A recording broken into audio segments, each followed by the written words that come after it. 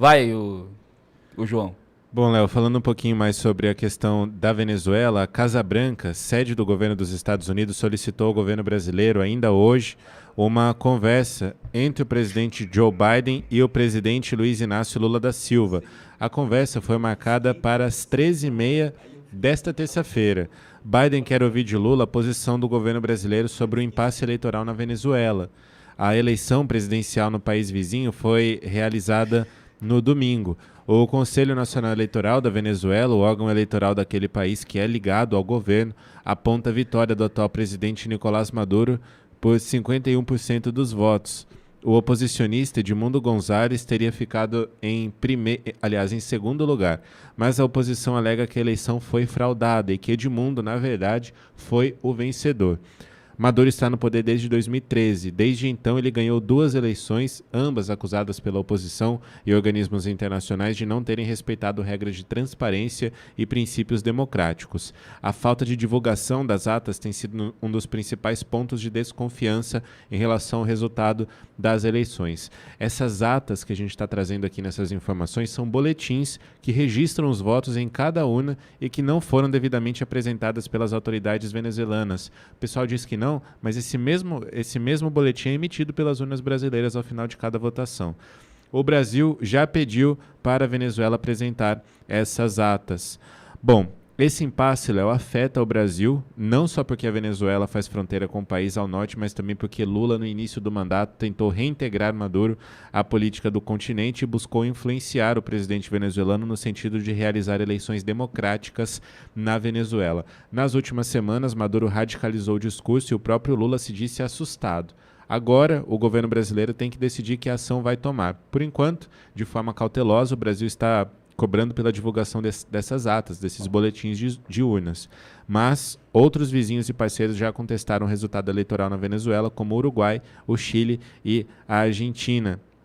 Bom, esses são apenas pouquíssimos países da lista gigantesca de países que já contestaram o resultado dessas eleições. E tem mais uma informação nova que saiu há pouco. A Organização dos Estados Americanos afirmou que não vai reconhecer o resultado das eleições anunciado pela Justiça Eleitoral venezuelana e que indicam a vitória do presidente do país, o Nicolás Maduro. A OEA diz haver indícios de que o governo Maduro distorceu o resultado. Foi o que eu disse ontem, Léo. Esse silêncio do presidente brasileiro é uma prova de fogo. Ele precisa ali fazer um discurso que seja democrático, só que a gente lembra que Maduro e Lula são amigos, são parceiros, né? Inclusive teve uma visita do presidente venezuelano aqui no Brasil, onde ele foi recebido com honras de chefe de Estado, um presidente que foi eleito com diversas acusações de fraudes. O que a gente vê na Venezuela hoje é uma Venezuela que está passando por um banho de sangue. As imagens aqui nas redes sociais são chocantes, é coisa de terrorismo mesmo, viu, Léo? A situação bastante complicada e o presidente brasileiro continua em silêncio e agora com a pressão dos Estados Unidos, com Biden querendo ligar para Lula para perguntar, de fato, qual é a posição brasileira em relação à vitória, entre muitas aspas, de Nicolás Maduro. Só lembrando, essa ligação de Biden para Lula, para ter essa confirmação da posição brasileira, está marcada para acontecer hoje, terça-feira, dia 30 de julho, às 13h30 da tarde. Bom, vale ressaltar que durante a campanha, o Lula,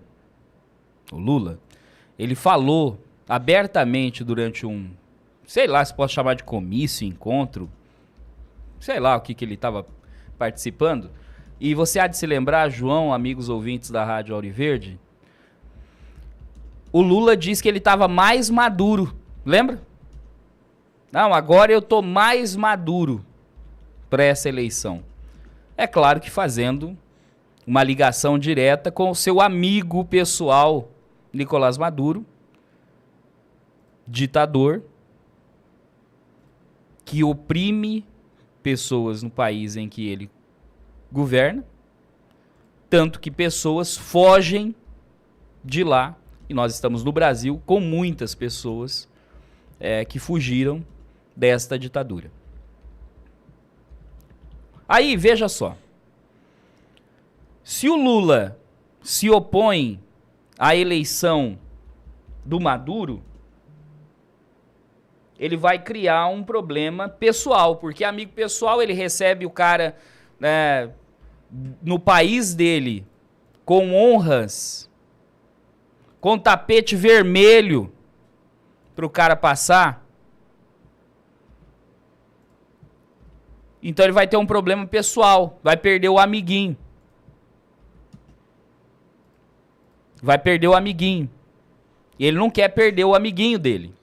Porque ele pensa igual. Porque amigo é assim, quando você tem um amigo é porque o seu amigo pensa igual a você, ele vive as suas coisas, né? Ele tem os seus sentimentos. Isso é amigo. E aí quando você tem um amigo que contribui, ou corrobora, ou participa daquilo que você acredita, você não quer perder ele, né? É isso que acontece. O Lula não quer perder o amiguinho dele, porque pensa igual a ele. Já outros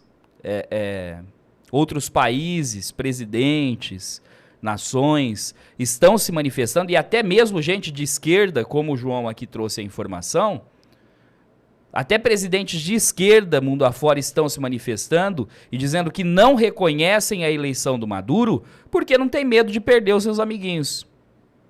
Agora o Lula tem medo, né? Aliás, será que o Lula, além do medo, não tem outra coisa que o impede de falar alguma coisa que lance fumaça na candidatura ou na eleição do Maduro? É uma pergunta.